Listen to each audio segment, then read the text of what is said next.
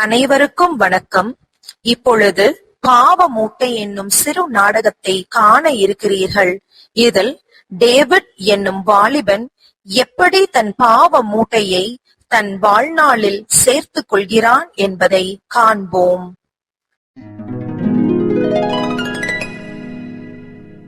காட்சி 1.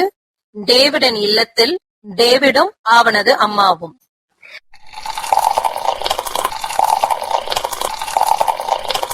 David, David எந்திரிப்பா, இன்னைக்கு சண்டேல சர்ச்சுக்கு வேற போகணும். டைம் ஆயிடுச்சு பாரு. நான் எத்தனை தடவை எழுப்புறேன், எந்திரிக்கிறானா பாரு. சும்மா போமா, நான் தொந்தரவு பண்ணாத, தூங்கணும். டேய் எந்திரிடா, எந்திரிச்சு பைபிள வாசிடா. பிரேயர் பண்ணிட்டு சர்ச்சுக்கு கிளம்பேண்டா. மாஸ் முடிச்சிட்டு கேட்டிசம் போகணும்ல. அம்மா உங்களுக்கான நீங்க போங்க, சும்மா நொய்யின்னு நான் தூங்கணும். ஐயோ ஏசப்பா, இவன் ஏன் இப்படி இருக்கான்? நீங்க திருத்துங்கப்பா. சரி சரி போங்கம்மா, நான் திருந்திக்கிறேங்கம்மா. டேய் இன்னைக்கு ஞாயிற்றுக்கிழமைடா, கடன் திருநாள்டா. இன்னைக்கு பூசைக்கு போகாம பாவ மூட்டை சுமக்க போற பாரு. என் பாவ மூட்டை தானே, நான் சுமந்துக்கிறேன். நீங்க இடத்த காலி பண்ணுங்க, போங்க போங்க.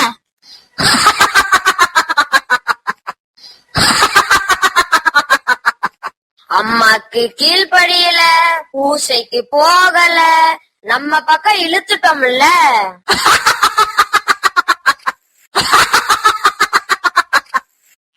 இந்த நிகழ்வின் மூலம் டேவிட் கீழ்ப்படியாமை என்னும் பாவ மூட்டையை சுமக்கின்றான்.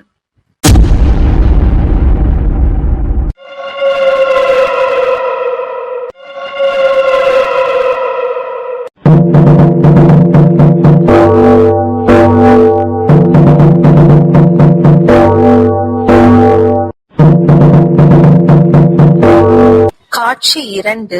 டேவிட் இறைவனை மறந்து சமூக வலைத்தளங்களில் உள்ள தீமையான காரியங்களுக்கு அடிமையாகுதல்.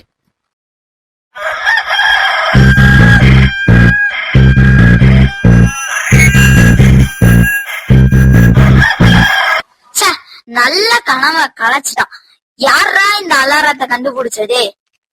பெரிய அப்துல் கலாம் கண்ட கனவு நனவாக்குற கனவு கண்டுட்டான் இவன். பேசுறான் பாரு பேச்சு. எந்திரா, நீ பிரேயர் பண்றதுக்கும் பைபிள் படிக்கிறதுக்கும் தான் நான் உன்னை எழுப்புறேன். எந்திரிச்சா எந்திரி, இல்லாட்டி போட.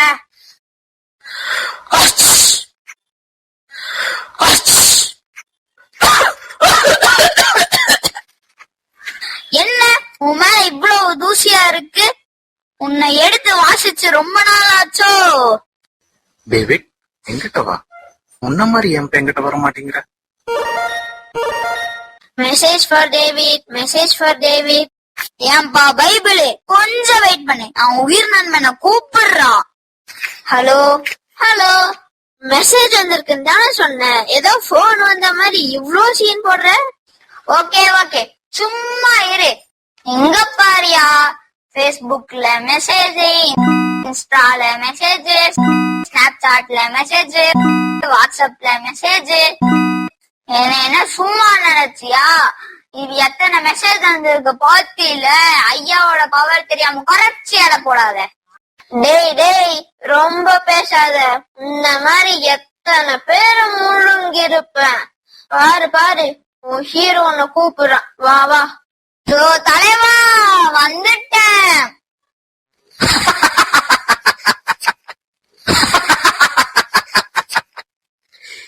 என்கிட்ட மூழ்கி அடிச்சுட்டு என்னை ஆராதிக்க வச்சுட்டேன்னு இல்ல.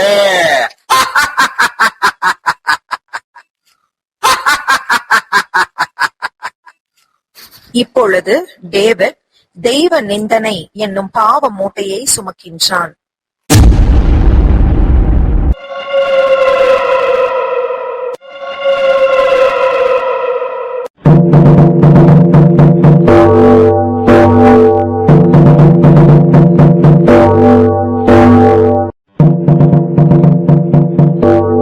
காட்சி 3.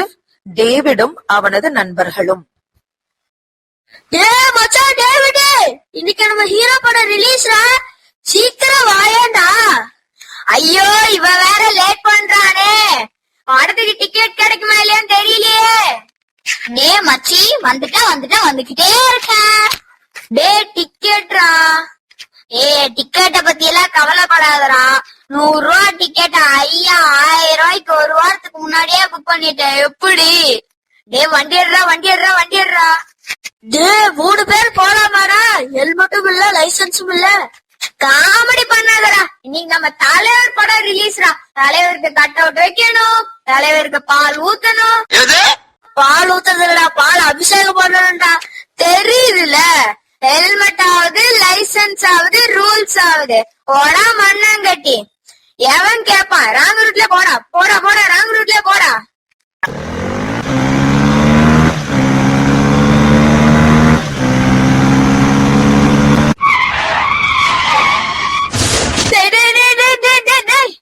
ஐயோ சொல்ல கேட்காம வண்டியை ஊத்தி ஏத்திட்டாங்களே.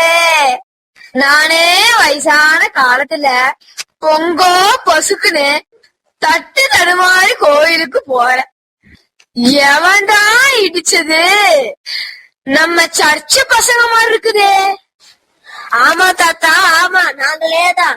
இன்னைக்கு எங்க ஹீரோ படம் ரிலீஸ். First show. அதுக்காக தான் நாங்க போய்கிட்டு இருக்கோம். தாத்தா, எங்களை பார்த்து எல்லாரும் வீட்டுல போய் போட்டு கொடுத்துறாதீங்க தாத்தா.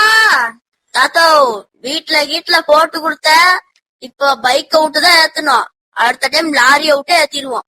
அடே, நீங்க செய்வீங்கடா.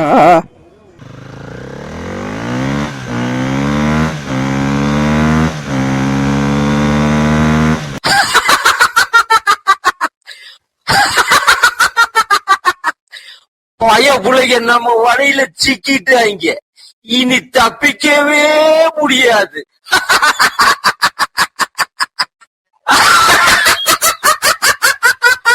இப்பொழுது டேவிட் சமூக பொறுப்பின்மை என்னும் பாவ மூட்டையை சுமக்கின்றான்.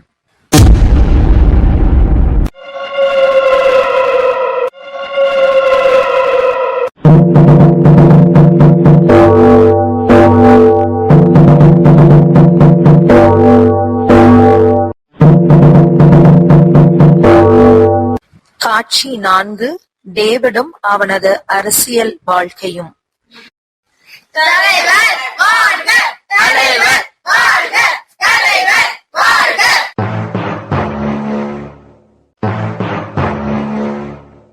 என்ன தலைவரே, குறுக்கா நெடுக்கா நடந்துங்கன்னே இருக்கிறீங்க. ஒரே டென்ஷனா வேற இருக்கீங்க. நாளைக்கு நான் கட்சி மீட்டிங் வச்சிருக்கேன்ல, நம்மோட வேலை வந்து டேவிட் பைலட் எல்லாம் கொடுத்திருக்கு. என்ன தலைவரே, எல்லா வேலைக்கும் டேவிட்னு கூட்டுக்குன்னே இருக்கிறீங்களே. நாங்கெல்லாம் என்ன பண்றது? யார எங்க வைக்கணும்னு எனக்கு தெரியும்ல.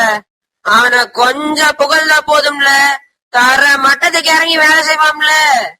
அவன் எனக்கு சிக்கன அடிமல்ல. நமக்கு தேவை மீட்டிங்க்கு கூட்டம், அவன் சேப்பான்ல. அண்ணே வணக்கம்ண்ணே. என்னல டேவிடு, முகம் வாட்டமா இருக்கு? ஆமாண்ணே, வீடு குடும்பம் கோவில் இது எல்லாத்தையும் விட்டுட்டு உங்க பின்னாடி தானே வரேன். அண்ணே, எனக்கும் ஒரு பதவி போட்டு கொடுத்தீங்கன்னா வெளியில கெத்தா இருக்கும்னே. என்ன இது, அவளை யோசிக்க ஆரம்பிச்சிட்டானே. இவனை சமயம் பார்த்து கலட்டி விடணும்ல. நீ நம்ம பயல கொடுத்துருவோம்ல. அண்ணனை நம்பல. அண்ணே, உங்களாவே பல பேர்கிட்ட பல வேலைக்கு பணம் வாங்கி வச்சிருக்கானே, கச்சிதமா முடிச்சு கொடுத்துருவீங்கல்ல. அரசியல்ல இதெல்லாம் சகஜம்ல, கவலை விடல, எல்லாம் பாத்துக்கோ. போ முதல்ல நாளைக்கு நடக்கிற மீட்டிங்க்கு ஆள் அப்படில. டேவிட், நான் பத்தி மேல சொல்லி வைக்கிறோம்ல. இருக்க இடம் கொடுத்தா படுக்க பாய் கேக்குறான் பயவுலைக்கு பதவி அசையல வந்துருச்சா, கதையை முடிச்சு விட்ட வேண்டியதுதான்.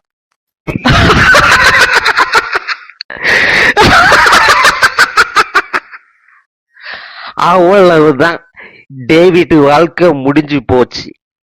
என்கிட்ட சரணாகதி ஆயிட்டான்.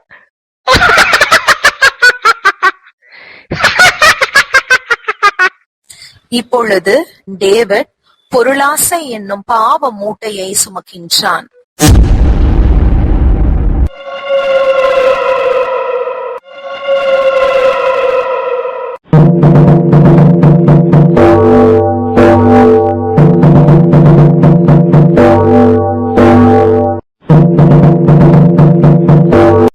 பல வருடங்களுக்கு பிறகு டேவிடின் வாழ்க்கை சமூக வலைதளங்கள், நடிகர்கள் மற்றும் அரசியல் தலைவர்களால் ஏற்பட்ட தாக்கத்தால் தடம் புரண்டு சீரழிந்தது. மேலும் டேவிட் குடும்பத்தால் வெறுக்கப்பட்டு நோய்வாய்ப்பட்டு தளர்ந்து விடுகிறான். காட்சி 5. டேவிடின் மன துயரும் மனமாற்றமும். நான் எல்லாத்தையும் இழந்து நிக்கிறேனே, என் மனசு ரொம்ப பாரமா இருக்கு. இதுக்கு காரணம் எங்க அம்மா சொன்ன மாதிரி நான் சேர்த்துக்கிட்ட பாவ மூட்டை தானோ? எனக்கு வந்த நோய எந்த டாக்டர்னாலையும் குணப்படுத்த முடியல. என் மனபாரத்தையும் எந்த பைல்வானாலையும் தூக்கி போடவும் முடியல. நான் எங்க அம்மா சொன்ன மாதிரி பைபிள் படிச்சுட்டே பிரேயர் பண்ணிட்டு இருக்கும் போது எவ்வளவு ஆனந்தமா இருந்தேன். நான் மறந்து போன பைபிளை திரும்பவும் எடுத்து படிக்க போறேன். எனக்கு ரொம்ப வெக்கமா இருக்கு, அருவருப்பாவும் இருக்கு. இவ்வளவு காலம் நான் பாவ வாழ்க்கைய வாழ்ந்துட்டு இருந்தேன். என்னை மன்னிச்சிருங்கப்பா. என் சுமையை இறக்கி வைங்கப்பா. என்னால தாங்க முடியலப்பா. உங்களாலதான் என் சுமையை இறக்கி வைக்க முடியும்னு நான் நம்புறேன்ப்பா.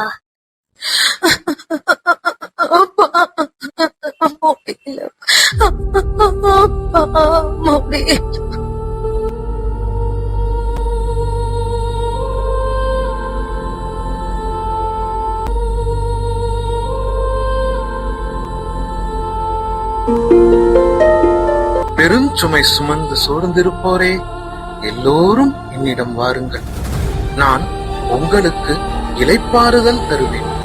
என் நுகம் அழுத்தாது, என் சுமை எளிதாயுள்ளது. நானே உன் கடவுளாகிய ஆண்டவர். என்னை தவிர வேறு தெய்வங்கள் உனக்கு இருத்தல் கூடாது. உன்னை நேசிப்பது போல உன் அடுத்திருப்பவரையும் நேசி.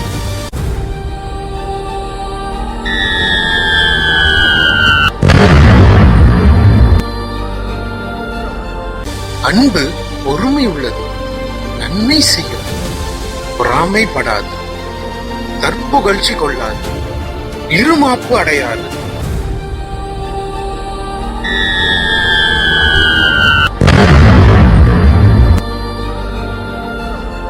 அன்பு இழிவானதை செய்யாது, தன்னலம் நாடாது, எரிச்சலுக்கு இடம் கொடாது, தீங்கு நினையாது. அன்பு தீவினையில் மகிழ்வுறாது, மாறாக உண்மையில் அது மகிழும்.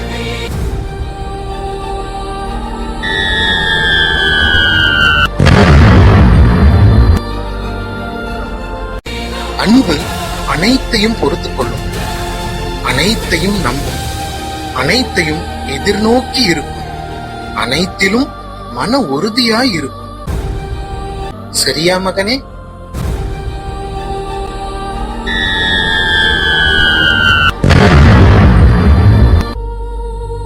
நீ ஊதாரி மைந்தன் போல் மனம் திருந்தி என்னிடம் வந்துள்ளாய். இதுவே நான் காட்டிய வாழ்க்கை நெறி. இன்று முதல் நீ என் மகன். உன்னை என் கருவியாக பயன்படுத்துவேன். நான் மனம் மாறி இயேசுவை ஏற்றுக்கொண்டு இயேசுவின் உண்மையான அன்பை சுவைத்து மனமகிழ்வோடு இருக்கிறேன். இனி என் பயணம் நிலைவாழ்வை நோக்கி. உங்கள் பயணம்